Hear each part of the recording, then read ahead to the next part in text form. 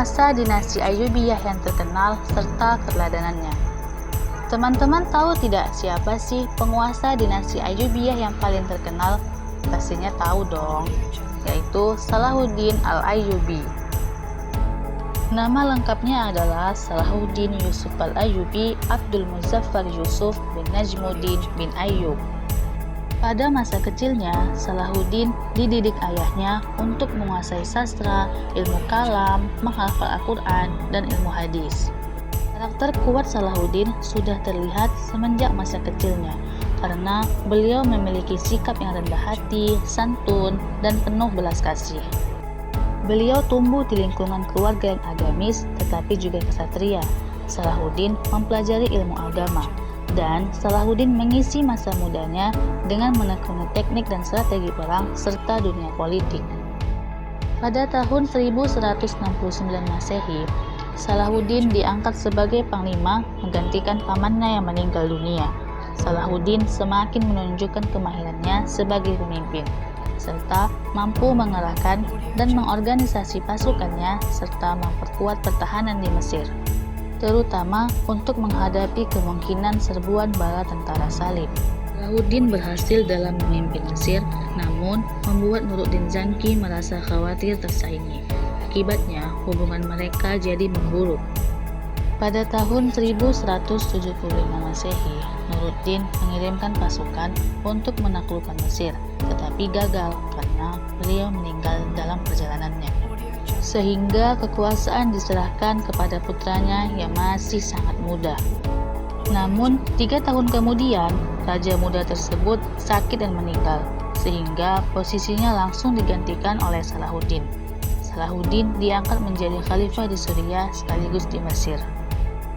Pada usianya ke-45 tahun, Salahuddin telah menjadi orang yang paling berpengaruh dalam Islam.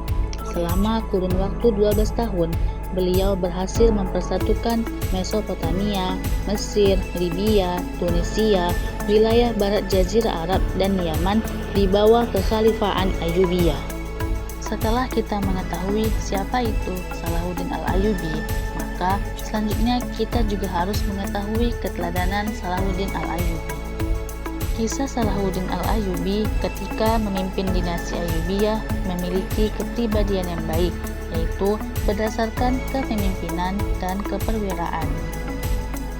Yang pertama yaitu kepemimpinan. Salahuddin merupakan seorang sultan yang memiliki kemampuan memimpin yang luar biasa.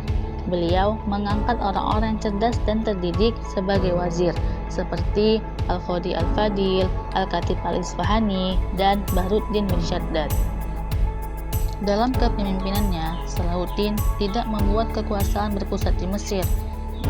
Kemudian, beliau membagi wilayah kekuasaan kepada saudara dan keturunannya. Dan lahir beberapa kesultanan kecil dinasti Ayyubiyah seperti Mesir, Damaskus, Aleppo, Hamzah, Homs, Mayafaikun, Sinjar, Kaifa, Yaman, dan Tera. Yang kedua yaitu keperwiraan. Salahuddin dikenal sebagai perwira militer yang memiliki kecerdasan tinggi. Kekuatan militer dinasti Ayyubiyah terkenal sangat tangguh serta diperkuat oleh pasukan barbar di Turki dan Afrika. Salahuddin menunaikan tugas negara dan agama dengan baik. Perang yang dilakukannya bertujuan untuk membela negara dan agama.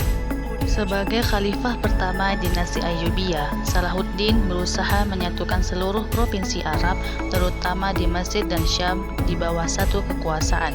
Namun, usahanya banyak mendapat tantangan dari penguasa yang merasa kedudukannya terancam karena kepemimpinan Salahuddin. Menghadapi hal tersebut, Salahuddin melakukan berbagai upaya. Yang pertama, memadamkan pemberontakan oleh Hajib, yaitu orang yang paling dituakan dalam keluarga Al-Adid, sekaligus perluasan wilayah Mesir sampai ke selatan Nubia. Yang kedua, perluasan wilayah dinasti Ayyubiyah ke Yaman. Yang ketiga, perluasan wilayah dinasti Ayyubiyah ke Damaskus dan Mosul. Usaha yang dilakukan Salahuddin menuai hasil gemilang, sehingga mampu menyatukan Mesir, Suriah, Nuba, Yaman, Tripoli, dan wilayah persatuan umat Islam menjadi kuat dalam melawan gempuran tentara Salib. Perang salib yang terjadi pada masa Salahuddin merupakan perang salib periode kedua yang berlangsung sekitar tahun 1144 Masehi hingga 1190 Masehi. Salahuddin disebut sebagai pahlawan besar bagi umat Islam karena kecintaannya terhadap agama dan umat begitu tulus. Hampir seluruh kehidupannya dikorbankan untuk menegakkan kedaulatan negara dan umat Islam. Namun, Salahuddin meninggal di Damaskus pada tahun 1193 Masehi dalam usianya ke-57 tahun.